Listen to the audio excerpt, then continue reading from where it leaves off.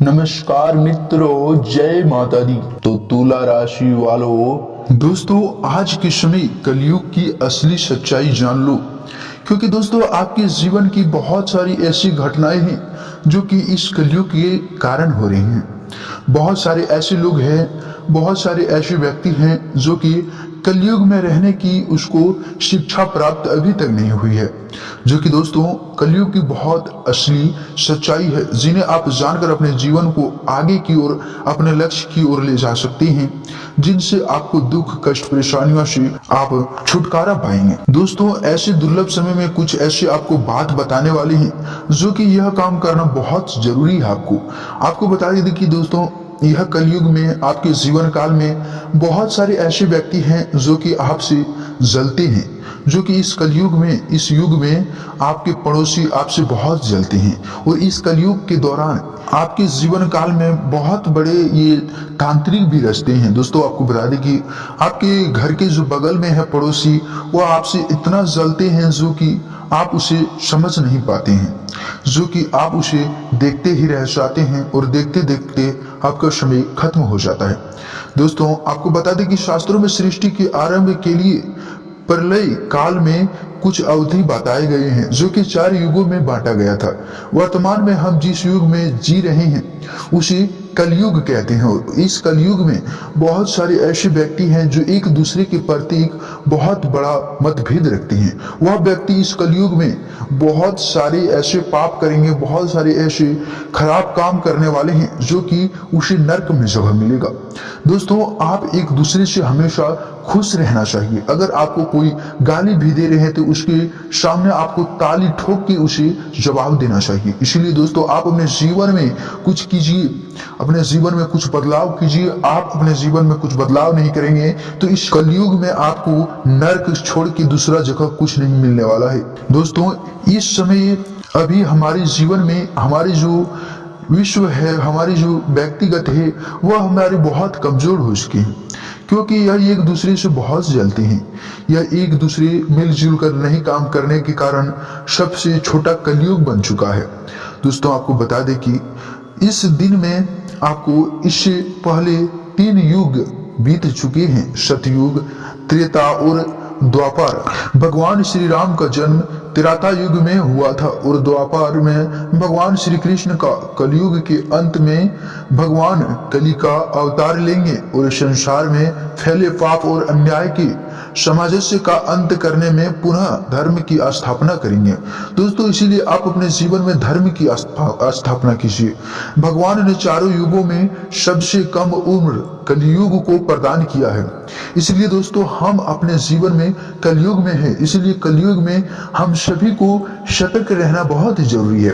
शास्त्रों में सतयुग की अवधि 17,28,000 वर्ष बताई गई है और त्रेता की अवधि 12,28,000 बताई गई है और द्वापर की युग की अवधि 8,64,000 बताई गई है, जो कि त्रेता की लगभग 4 लाख वर्ष कम है। उसकी कलयुग की अवधि द्वापर से ठीक आधी यानी कि 4,32,000 है। इसीलिए दोस्तों आपको बता दें कि सतयुग के कलयुग तक सभी युगों की अवधि छोटी होती गई है।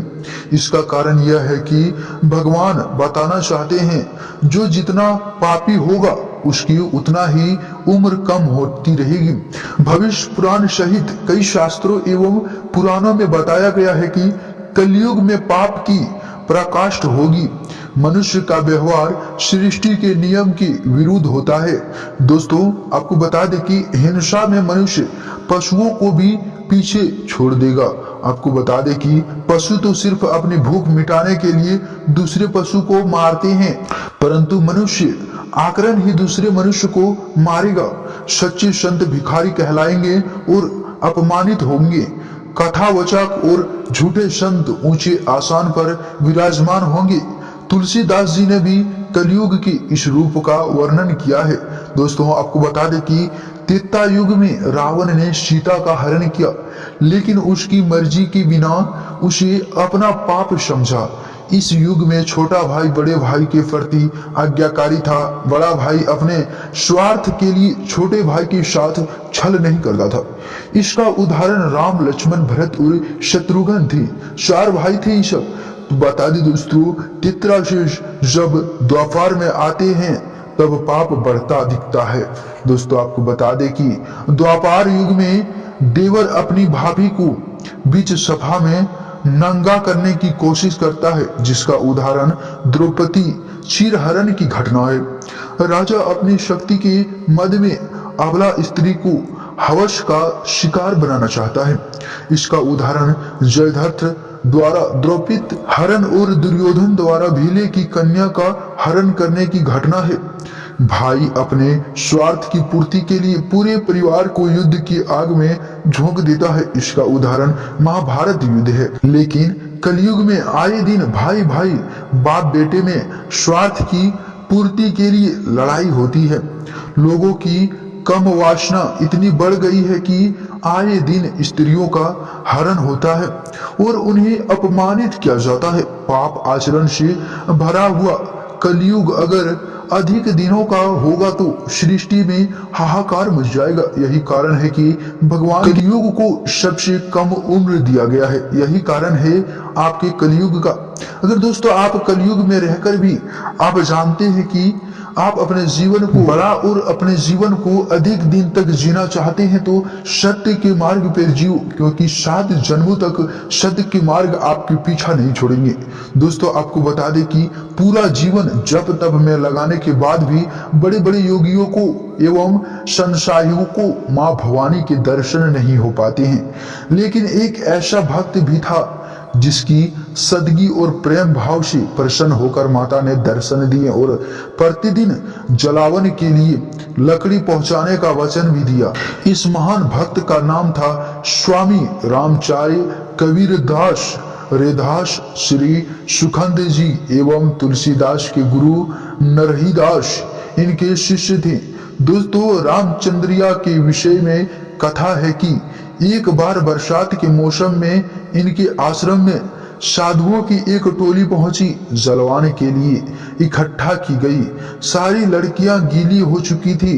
साधुओं के लिए भोजन का प्रबंध करने के लिए स्वामी जी को लकड़ियों की आवश्यकता पड़ी। कहीं से सूखी लकड़ियों का प्रबंध का उपाय न देकर स्वामी जी ने निश्चय किया कि आश्रम में मौजूद माँ भवानी के मंदिर को तोड़कर उसकी लकड़ी से भोजन बनाएंगे।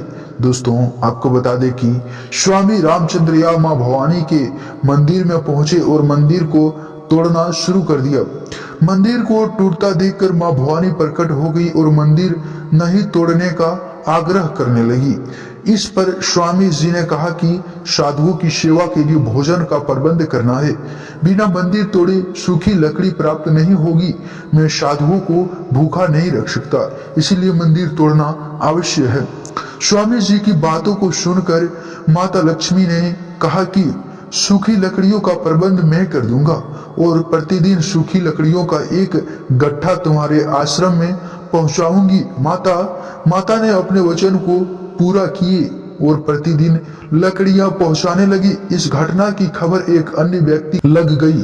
वह भी स्वामी जी की तरह मंदिर तोड़ने पहुंच गया। क्रोधित होकर माता प्रकट हो गई और उस व्यक्ति की खूब पिटाई की। क्षमा याचना करने पर माता ने उस व्यक्ति को छोड़ दिया और स्वामी जी के आश्रम में सूखी लकड़ियां पहुंचाने का काम उसे सौंप दिया। दोस्तों इस कहानी से आपको यह शिक्षा मिलती है कि आप दूसरों को देखकर कभी अपने जीवन की अपने हृदय की बात को नहीं प्रकट करना चाहिए। दोस्तों बता दें कि खबर में दी गई जानकारी है सूचना से आपको संतुष्ट मिला होगा। इस सूचना से आप संतुष्ट हो जाएंगे तो समझ लीजिए आपके जीवन में आने वाले समय में हर दुख कष्ट परेशानियों का सामना आप आराम से कर पाएंगे। दोस्तों आपको बता दें कि इस माता ने समझाया कि जो व्यक्ति जिस लायक में है उसको उतना ही देना चाहिए। दोस्तों माता लक्ष्मी आप पे प्रसन्न होकर आप जितने लायक है उतना अवश्य देते हैं। भगवान आपको नहीं देंगे तो आपको देने वाला कौन है।